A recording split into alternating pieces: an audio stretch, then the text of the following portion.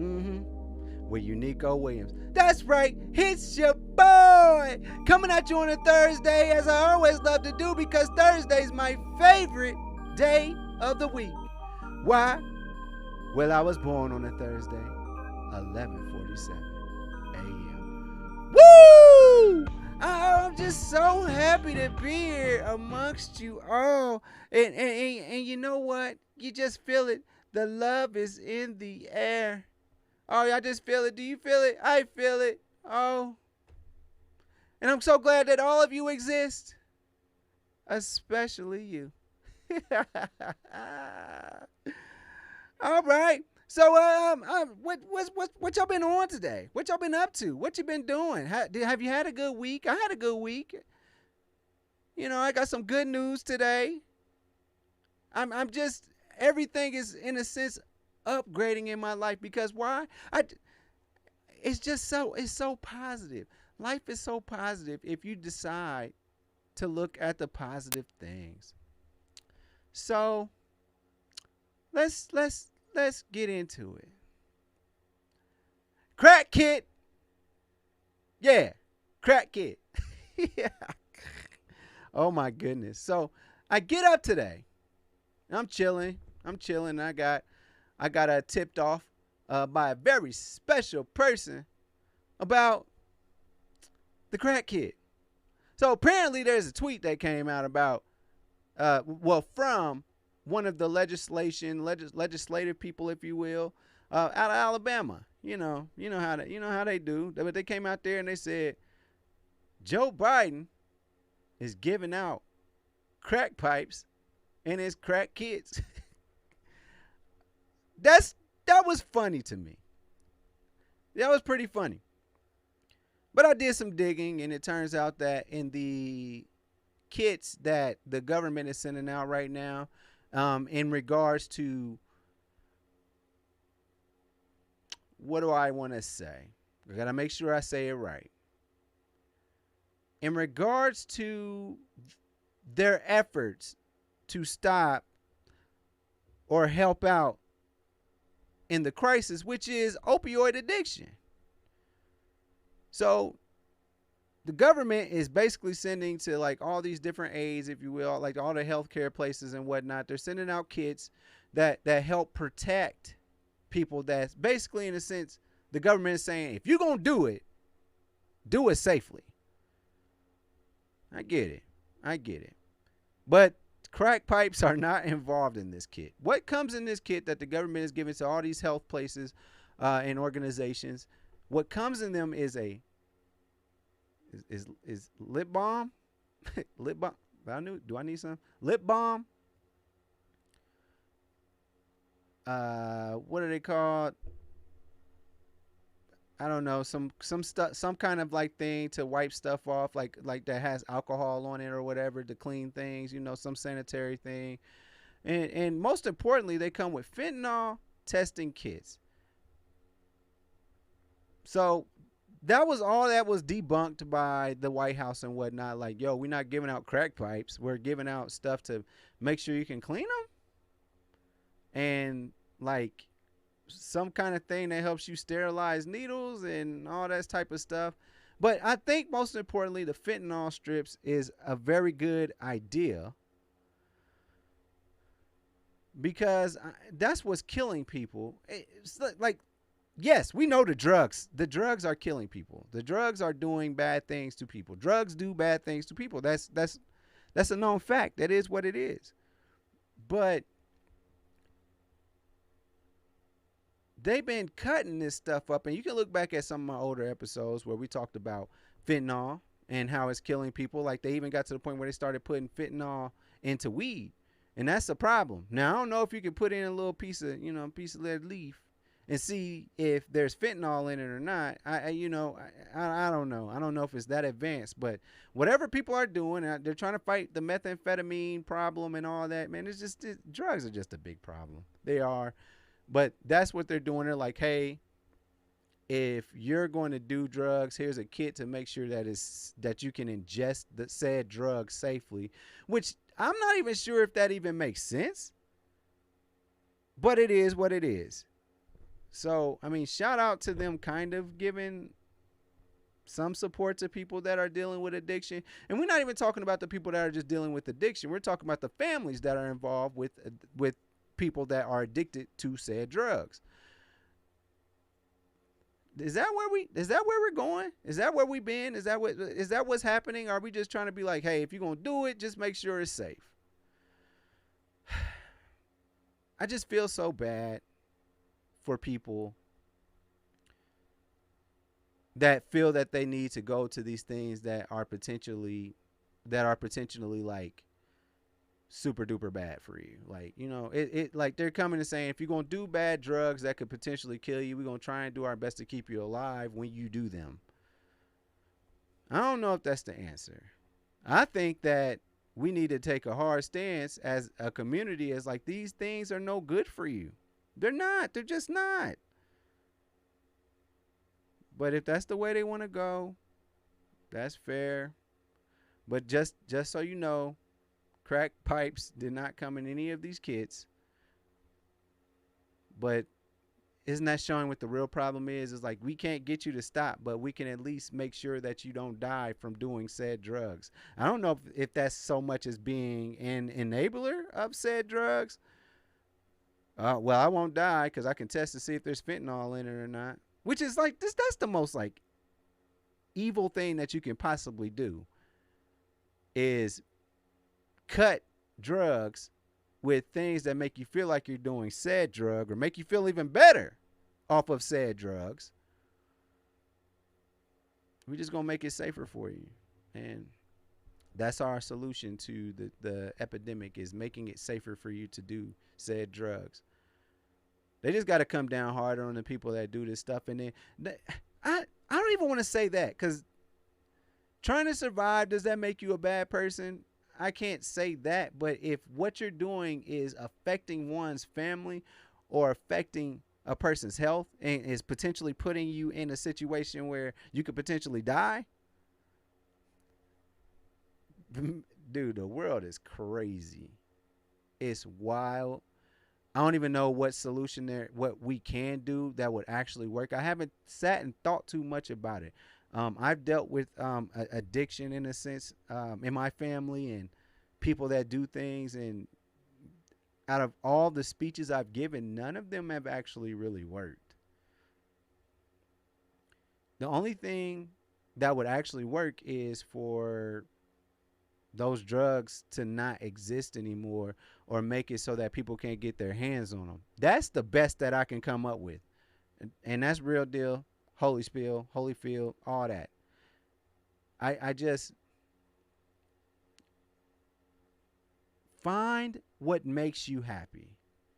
Find something that can make you happy that is not drugs. Find something that is healthy. I know people have gone through things that hurt them so much, especially with, the internet doing what the internet does, and saying, the world is so bad and I'm doing this, and people are listening. What do we want to say? Or not even listening, listening. Things that, I feel you can feel good off of this stuff, and the world just leaves, and the world is so depressing. And things are adding, such as social media, are adding to people's depression. And that makes me sad. It just really does. But I don't know what there is to do, because, man, life is and can be a really fucked up thing. And I understand that. And I get it. I've been down a bad path in my life before, where I just wanted to not feel the emotions that I felt, or I wanted to hold back those feelings that I'm having, because they make me sad. But when you can ingest something that makes you feel better, you tend to lean on that. And I just hope that people can find the joy and the beauty of life in order to be happy. Because there's beauty all around you. There's a lot of things that can make you happy. There's a lot of things, if you just give it a chance. You have to give life a chance. Taking things that can hurt you down the line, or it could potentially kill you out the gate,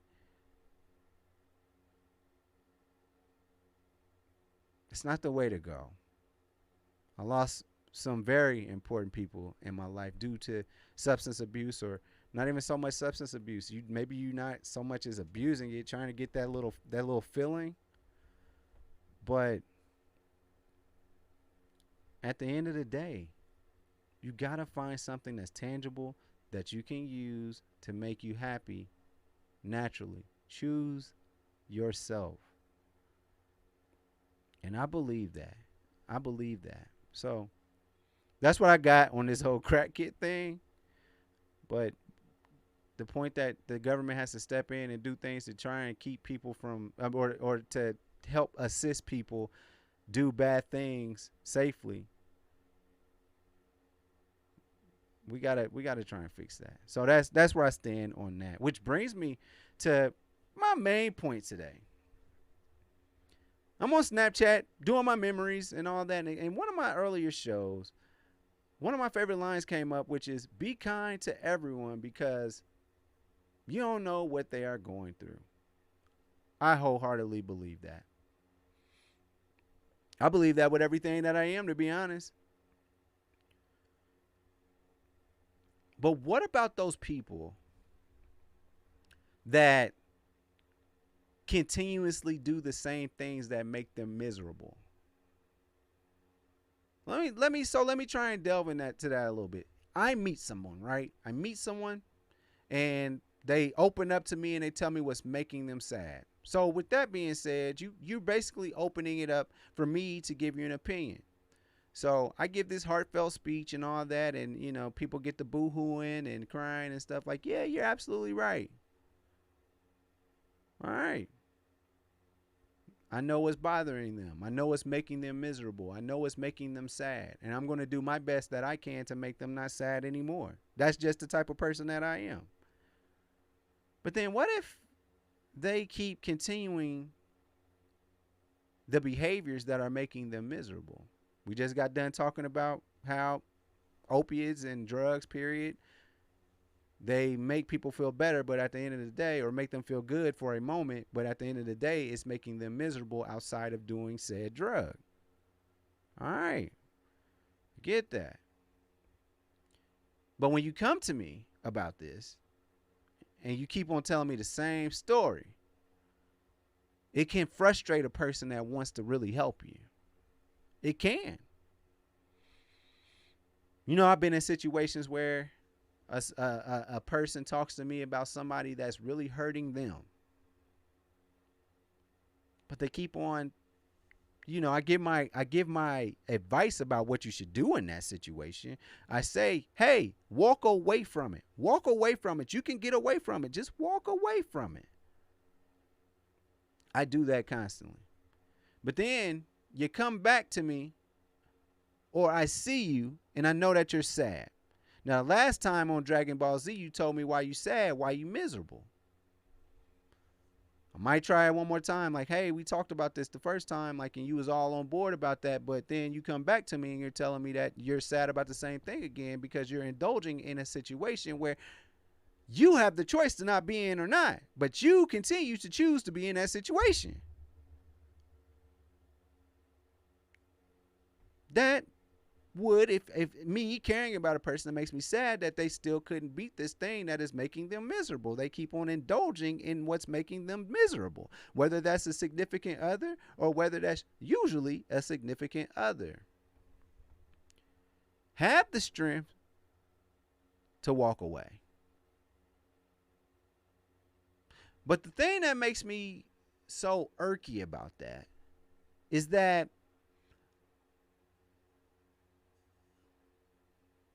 people that are trying to, like, people that reach out to you, they tend to, if you're the person that's trying to help them get out of their situation or find a way to be happy, to see the light just a little bit, to know that there's something better than what they're going through, is when they hold you to a higher standard than what's making them miserable. Does that make sense? It doesn't make sense. How could you hold somebody that's actually putting in effort to help you? How could you be mad at them? How could you hold them to a higher standard than the people that are upsetting you or making you miserable or your situation? People that, Oh, but they're supposed to be here for me. Why aren't you here for me? Excuse me. I was doing something. Excuse me. I'm living my life trying to not be miserable. But they keep on indulging in those same things that make them miserable, and they get to come back whenever they want to, while you become the person that gets blocked. You don't get a text back, or when you say, "Hey, how's it going? You all right? You getting through that thing? You good?" And what about when you stop caring about said person? You know what? This person is they are just stuck on doing what they're going to do. They're stuck on the decision that they made to continue to be miserable. Nothing's going to change in this situation, which they say that's the definition of insanity, doing the same thing and no different result, but to keep doing it. That's and then like they let them, whenever that person is doing them bad or whatever, oh, that person got a one-way ticket right back in there. Right back in there. They get to come right back in. But you look like the bad guy. You get blocked. They don't want to talk to you anymore. Things like that.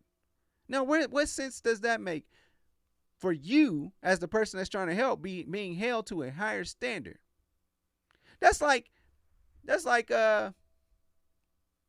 you know what? I'm gonna leave that part alone. I'm just leave that alone. All I'm saying is this: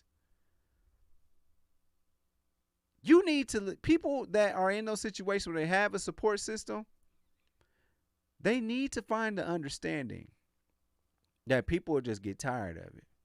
Because if you did nothing to change the situation, if you did nothing to make your situation a little bit better, but a person that's sat through it all, heard every war story, heard everything, been there the whole time you've been miserable, and that person that makes you miserable, or that situation that makes you miserable, you keep on indulging in it.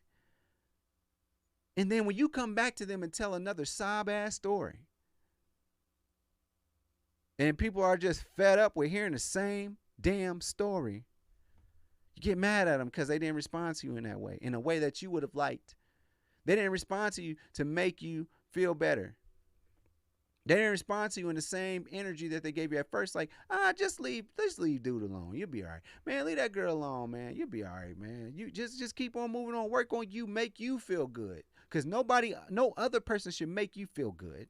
You should make yourself feel good. That's facts. That's truth. You don't lean on anybody to make you happy. You have to inherently be a good person. And if these type of people continue to indulge in those things, you can't be mad at your support system. If you continue to reciprocate the same behaviors. I'm just throwing that out there. There ain't nothing specific. It just was in my mind because I saw one of my old videos and I was like, yeah, man. But it kind of bothered me because I'm like, I want to be kind to people because you never know what they're going through. But sometimes you know what people are going through, but they keep on doing the same thing. And they keep coming to you talking about how miserable they are. And then they get mad at you when you tired of hearing about it because you told them and done everything that you can. But guess who always gets to get in? Oh, miserable. Oh, miserable. They can come in whenever they want to and continue to make you miserable all they want. But after you've been given so much advice to make you feel much better. Good advice to help you move on. Because sometimes you got to just walk away. Sometimes you just got to walk away. Just remove yourself from a situation. And see what kind of life you can make after that. Some people feel like they're trapped because there's kids involved. There's a lot of single parents out there have made wonderful children and made them turn out to be great people. You don't need anyone to help you feel complete, feel like somebody loves you, all that. There's people out there that create humans in an effort, they make them their boyfriend or a significant other or something. They have kids and make them their friend because they feel like they have nobody else. don't subject anybody to that kind of lifestyle, because at that point you're creating a new problem. When you create humans out of that situation to trap somebody in or bring somebody in to keep them in there because you really just want to keep them in there even though they're miserable, you create another person because they play off of you. I'll be honest, Mom. I want that dude to come back just as bad as you do. Because I don't know him, but I'm now have an attachment to him because you have an attachment to him. And he already treats you like how, he treats you. You know what I'm saying? But I don't know. I'm just going to keep everybody lifted up in prayer. And we're going to do the best that we can, y'all. Because stop putting yourself in bad situations. And then maybe the people that support you won't get frustrated and just be like, I'm over it. Because I think everybody can come. Some people. No, I say it like this. The way that you should feel fed up about whatever is making you miserable, so you just walk away, your support system will do the same thing. I don't want to hear about that. You're supposed to be there for me at all times. You're supposed to do. No. People get tired of that shit, man. You holding me, your support group, to a higher standard than the person or the situation that is making you miserable. And that's how you lose your support system. So then I guess you get stuck being le miserable. The person that makes you miserable or the situation. South Park! They just dropped episode 2 of this new season, and it was very eye-opening. If you look like me, you understand exactly what's happening. You know that the world is shifting in a way where there's a sense of guilt from people that don't look like me. There's like, yo, man, they did have it bad, man. Let's do the best we can. And so I'm watching this episode. It starts off, Randy Marsh is super blowed at this like weed seller convention. And it was like, hey, if you don't have a black person in your organization, then you are not going to make as much money. So you need someone in your organization that is black. All right, bet. Randy goes out there. He finds token blacks. His dad, who is an accountant, executive accountant for like some big firm, is like, hey, man, come on over. So then he asked him, he's like, we never hung out before. Mr. Black, he never hung out with the Marsh family before. And he was like, did y'all invite us over here because we black? Because a lot of people been doing that lately, trying to show that, we rock with black people. Yeah, absolutely. So there's this vibe of people just in corporations just putting black people in the situations. Let's talk about the NFL. The NFL is like, hey, we got Jay-Z. Everything's going to get much better now. Then you have this whole controversy over the offseason about what? Man, it's like right now, currently, there's one black coach.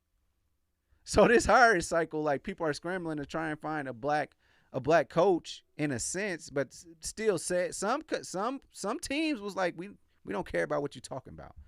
But they talked a lot about the Rooney Rule, which says you need to interview at least somebody of color for your next head coaching job. That turns into people are just doing stuff just to make it seem like they're trying. But as Brian Flores is come out and said, he's like, yo, my interview was just par for the course. It was just something they had to do. They had to check the box. And Randy Marsh tried to do that. But you know what? Mr. Black, he went out his way. He said, you know what? I do feel like I'm partners with Integrity Farms. So what I'm going to do is I'm going to bring up some ideals. Brom to Randy. Randy's like, what are you doing? What does this mean? No, you don't need to bring us your ideals. I just need you to be around. And that's Randy Marsh for you. But that's a lot of different companies in this world, and that's what they do. Is they bring black folk in just to say we got black folk, but they don't get to share their ideals. They don't get to show their brightness, their intelligence. They don't get to show any of that. They're just there to say somebody's there. They are essentially the I have a black friend. I can't be racist. But honestly, they're just there just to say you got one. And that's what South Park hit on. But on the flip side of that, the more humorous part is that Stan starts inviting Token over because he's like, Token black. He's the only black kid in Stan's class. And South Park switched it up on us because the main point that they were making, they were like, Token is named after J.R.R. Tolkien. And Stan's like, what? Like, yeah, he's named after, he goes off in the bathroom because after they're having this whole dinner conversation, he goes in the bathroom, calls Kyle. He's like, did you know that Tolkien was named after J.R.R. Tolkien? And he's like, they were like, yeah. He even called Cartman. Was like, yeah. Cartman is like the most racist person on the show. But he's like, yeah, I knew that. And the whole time, Stan was thinking his name was Token for Token Black. And I think that was some meta because there were several times that the characters looked into the camera because that's what I've always thought that they named him as, Token Black. As in the token black character, the token black person that's in every film, the token black person that's in most commercials, just that one black person that's just there to say that you have someone there. And they looked at us and it's like, shame on you for thinking that. We were talking about J.R.R. Tolkien and how much his dad really loved the Hobbit series. No, that wasn't the case. And I think that's the South Park creators just being meta. And that is what Tolkien was initially named for. But I think that's a part of, in a sense, the white shame kind of aspect of it. Is that they're admitting their sin in a sense, but they're blaming it on us. Like, nah, we really meant Tolkien, like J.R.R. Tolkien. We didn't mean it as Token Black guy. But that was the joke about his name back in 98, 99, whenever South Park started up. So shout out to them for, in a sense, acknowledging and showing how blame is deflected off of their prior sins. They're like, no, it's not that. It's really this. And they were basically saying, no, it's your fault for thinking that's what we were saying. But we know what it was. And I appreciate Matt and Trey for bringing that up in that way. That was cool. I like that. That was cool. I appreciate it. But that's the world we live in now, man. People are trying to take, this black movement. Like, yeah, we always love the black culture. They're cool as hell. Knowing that that's not exactly what it is. And I hope that understanding continues to happen in this world, in this society, if you will. Because America is 100% based off of stereotypes and all that type of stuff. And we're trying to move away from that. But we're in that gray area where people are like kind of pushing back and some people are trying to move forward and they feel bad about like, yo, I did used to think about this. I don't want anybody to think I'm a bad person. That whole thing. So shout out to South Park for doing that. We love to hear it. Now, ladies, if you're looking for somebody to be in your life that wants to see you do better, but you never do feel better, and you continue the same behaviors that make you miserable, look much further than me. That's right. Go to christianmingle.com, look up Bartholomew, and say, absolutely not. I'm going to pass on him because he's going to pass on you. You know the deal. We are on Apple Podcasts, Google Podcasts, and mama, I'm on Spotify. Overall 99 Media on YouTube. That's what we do. We got so many shows. We got Overall 99 Sports, Overall 99 Media, Overall 99 just everything. Just look up Overall 99. Unless you get a couple of 2K results, but we're going to make it so that we do better than that. So make sure to continue to like and subscribe on the YouTube. I appreciate everybody that listens to this show. I really do. I love doing this. This is my life's dream. And I'm just not the token black guy. I don't want, and now all y'all companies that want to come out here and just hire me, go ahead and hire me. I can be your token black guy that's on your thing. Just pay me, baby, and I'll do the work. I do the work for my people, and we'll put people on. That's what we here to do. But with all that being said, thank you for tuning in to another episode of Do You Hear Me? With Nico Williams. I holla. Thanks for watching. Make sure you follow me on all my social media platforms. Don't forget, every Thursday, the full podcast is on Apple Podcasts, Google Podcasts, and mama, I'm on Spotify. Overall 99 ENT bring you videos from Friday all the way to Friday. So be sure to like and subscribe to the channel. We appreciate it. Again, thank you so much. I holla.